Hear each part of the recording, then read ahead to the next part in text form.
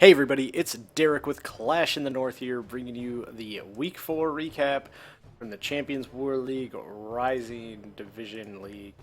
Uh, Here, we took on CWC-Brawlers, came away with our best performance of the season, 87 stars, not just in terms of stars, but in just overall how everybody acted. 9s, 10s, and 11s all finally got it clicking, and we just looked really, really well. It's great. We started to win early and just continued it going. So we did just an excellent job here. We'll take a look at some of the attacks. We did get two 10v10 triples as kind of needed. And we went for clearing the 10s as opposed. Like, we had mathematically won. We could have went for an 11v11, but wanted to, going into the bye week, thought it was a little more important to get the 87 for sure. Gonna happen. So YJ came in with a really nice attack here, 64%, absolutely wonderful. The Queen Walk coming down, clearing out tons of trash, in a nice amount of the buildings taken care of. And then having a Gobo for the rest of it. This Queen's just going to continue on walking, clearing a bunch of trash. You can see these ADs are set back really deep in the base here, so the ranges are not going to kill any of the healers, so it's really nice for what's going on. In comes the Golem with some wall breakers to open everything up, some bowlers, kind of just working at setting that side of the funnel. So everything can make a nice little town hall dive. RC up to 20%, still has most of the troops kind of left in the bag. Things start wall breaking in. The Golem does kind of walk oddly and then starts walks in the back, ends up coming back. Queen beaten on a wall, so she's going to end up going in and getting some percentage. The bowlers are coming in, making that push towards the town hall. The one side Golem did a great job kind of clearing and setting this funnel. So everything's going really nicely here. You can see going beautifully into the town hall. Everything's sitting really well. It does use that freeze spell to stop the Inferno Tower. That tends to be a nice little a bowler roaster. And then it did have that Golem in the CC, so it did kind of take a lot of time, and he lost some of the bowlers, but still even lots of bowlers up, getting a nice little bits of value down the side. Queen's still up doing work, 37. Just a little bit of time here, and eventually just too much point defense for this Queen. It kind of just gets to be a little bit tough here. She'll end up moving around. Giant Palm pops the ability, clears out a few more defenses, and then ends up going down just because there's a couple point defense on her, and that's just enough. I'd lost some of the healers along the way, 4 of them, but either way, 64% is very impressive. Great job, YJ. So we'll take a look at the 10v10 action. We have Superman coming in here on his Drunk Crave account, cleaned up the base that I had done. There's a couple troll Teslas that had really screwed my raid over. As in comes the bowler, just kind of setting this funnel. Or the king and queen going to do a suicide hero Lalo. Let's come in at 12 o'clock, get a couple archer towers, a wizard tower, an inferno tower, and the air defense. And it really sets up the pathing nicely to kind of avoid this sweeper is what's left. Everything's going in. Fortunately, just a little late on that king, so it wasn't taken for the archer tower. In come the wall breakers, they easily open everything up. The king goes ahead and goes walking, which is nice, exactly what he wanted. King does start doubling back with the queen taking care of the archer tower in enough time, so he doesn't go pull the CC or anything crazy like that. Gets in there, takes out the first inferno tower. I'll pop the royal cloak ability to get the inferno tower, other AD, and then starting the Lalo very quickly, and just cleaning up at 99%, so kind of knew what to do. The attack, like I said, he was cleaning up my 99%, so the attack he knew exactly what he had to do, the adjustments that needed to be made. Some beautiful rage spells, or haste spells, the rage spell through the core. Just kind of had that one section over there at 9 o'clock that was like deadly, and then from there it was all kind of only 2 archer towers like on the backside, but not a whole lot he had to worry about. As the loon's moving through the rest of the base, goes ahead, drops the rage spell, gets the Skelly spell down. Unfortunately, drops it in the wrong compartment, But they do enough with the pups under rage to go ahead and take out the queen. They will get the king as well, start attracting the hound and pup, or the hound and loon over to them. Fortunately, a lot of his stuff gets on that, so that looks so good. In comes the loon to the right side, taking out that last troll Tesla. Then from here, it's just kind of getting that hound away. Unfortunately, the pups kind of got all over it. Now it's kind of just this race against the clock between will the hound that popped pups take care of the kill the cleanup before they can get the job done. Fortunately, kind of just go one by one and they're able to take them out. Get the 3-star, absolutely big one. Great job, Superman. And that one, we'll take a look at the other 10v10. I ended up picking this one up. Oh. So here, just cleaning up another, I mean, it was another 99% cleanup. I just kind of tried to do everything a little bit quicker. So in come the bowlers, they're going to start setting this funnel for the gobo section. I'm going to do the suicide queen over here at 9 o'clock to get a couple wizard towers, an inferno tower, and an archer tower. As my queen starts stepping into range, get that baby drag down to tank for her, so she's not going to have so much. Have a golem down tanking some of the point defense, but you know, I'm not too worried there either. Wall breakers come in, open everything up nicely for my queen. I kind of placed the wall breakers a little bit off, so I lost too many. The wall breakers didn't go in quite as they needed to, but the king goes ahead and ends up beating through the wall before the bowlers can walk. Everything starts coming back in, poison the loon in the CC, and pop the queen's ability. She took out the inferno tower. That was really all that needed. It might have actually been nice that I didn't get the wall break in because the bowlers didn't die to the inferno tower streams. So the bowlers just obviously getting this core. It's completely ridiculous. They're doing so much damage.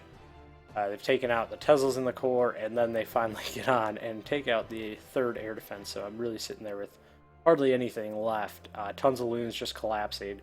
You can see it's just this perfect little like L shape at the end.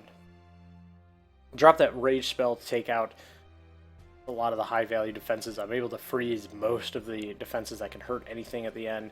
In comes a red bomb, which takes out a ton of my loons. It kind of gets a little sketch there. And then I'm just putting these minions around for cleanup, obviously to 99%. Want to make sure that's done. Black bomb pops open the last of the hound, so I have plenty of pups. Take everything out. Got the hound away. So from here, it's just really a race against the clock. And fortunately for me, I have tons of pups and did tons of damage all throughout the core. So it's a pretty easy job getting that cleanup done. It's pretty nice, you know. Obviously, it's a good clearing in a 3-8 breakdown, getting 2 10v10s. We wanted to get a third one, so we could have went into the bye with 10 on the season, but we came close. Just, you know, it's tough. Isn't easy. Next up, we have Natsu. Natsu had a 6-pack. Our 9s did absolutely incredible. I think like a 67% hit rate or something. So very, very good. And he's doing a CB mass hog raid. Poisoned out on the king, the queen, and the CC. That baby dragon he's got actually did a lot of work. Does tons of amounts of damage with that rage and being all alone up there. Plus, it's a nice little extra tank for the kill squad. Did have a jump spell. Ends up swagging this jump spell. I don't even know what his intentions were with it. Either way, king goes walking, kind of clearing some trash. In come the hogs. They've kind of set up this nice little path across this base. The hogs start taking down defenses. Does have the 3 heal spells. Drops the first one over the 2 wizard towers with the giant bomb. Get everything healed up. Drops his second poison to just take out the skellies. Smart move. Even if there are other skellies like later in the base, they just aren't gonna be able to do as much damage as skellies that were running around the whole time. So ends up having this Tesla farm down here at like 6. It causes some issues with just a lot of hogs kind of having to get spread out and go all over the place. Still has a CC at this point, has a 1 heal spell. Sends in those CC hogs, goes ahead and drops that last heal. Just kind of power everything through the latter part of this base. Only a couple point defense in that bomb tower left. Does hit some giant bombs, but under a heal, and those max hogs, especially the max hogs that came in the CC are just have so much health now. but they're doing pretty fine. They'll do fine going through all this. Wizards, cleanups down early. Goes ahead, finishes this raid off, gets the 3-star. You know, just nice overall raid. Just kind of capping off. We have quite a couple more attacks, but it was just a good one. Like I said, the most complete performance for NA this season. Certainly something we'll be looking to replicate in the remaining 7 weeks. Go ahead. Next up, we have Doodle rejoining NA, so welcome back. And he had a Go Bowie with some back-end loons. So yeah, we got, this was, like I said, Nines did very, very well this war, had plenty of scouts, had more than enough scouts, more than the 8 scouts. I think we had 10 scouts total. Didn't require any dips, but did an absolutely great job at the 9v9 game, an area we've really been focusing on improving. We want to have a solid 9 play. Obviously Town Hall 9 is not as difficult as it once was, but still, you know, we want to have solid 9 play because those scouts are very valuable. They ensure 2 stars. You get a 1-star 99% or something. It can kind of hurt you. So in comes the Go Bowie part of this raid. Poisons that CC. Goes ahead and heals up the kill squad again. And rages everything through. Goes ahead and uses that second jump to get all the way across the base. Has access to all 4 ADs at this point. And then just has a few point defense. Coming in with some loons already to take out some of the splash damage, which is killer. And with just one air defense left, a haste spell and 14 loons, you can kind of see where this is going to go. Just finish it off. Does have a little troll Tesla up top as well, which draws some loons. He tried to get them to come down here. Didn't notice that one. But as the kill squad's all moving through, haste the loons very nicely into taking out kind of wizard towers, archer towers. And then really just kind of collapsing the rest of them. Skeleton's doing a good job tanking. And that's all that there is. Tons of trash cleanup, but has plenty of units left over. Those 30-30 heroes doing a lot of work. And the bowlers living through the parade and tons of loons. So just a great job from Doodle here. Pick up a 3-star for us. Next up, just dropping down a couple here. We have Chris doing a CB Mass Hog raid. Chris had a 6-pack, so great job to him. An absolutely wonderful little performance. So everything's getting just kind of taken care of. Obviously, a lot of this. I guess not a CB. Sorry. Shattered. Go. I don't know why. I wrote down the wrong thing. This one's the Shattered Hobo. In comes his kill squad, just doing a ton of work. Poison down on the CC. And the hogs coming in nice and early. A huge mass of them, 3 heals. So it's going to be, it's always pretty interesting. King and Queen will get the bomb tower taken care of, so it's not a lot. And then when you're taking a look at these, you really want to set up nice hog pathing. And his hogs aren't really going anywhere. They're kind of just running this little L shape or making a nice little path. It's very predictable where everything's going to go. Drops down that second heal, covers all the defenses where the hogs are at, so it's just like a perfectly placed heal. Has 1 heal left, there's a couple wizard towers, the king's still up doing work, and his cleanup's already going on. It's one of those important ones. After the hogs kind of cleared some defenses, start your cleanup, there's no reason not to. And from there, the last wizard tower does go down, tons of hogs up, cleanup all over the place. Still has the queen ability, just absolutely destroying everything that kind of exists around here.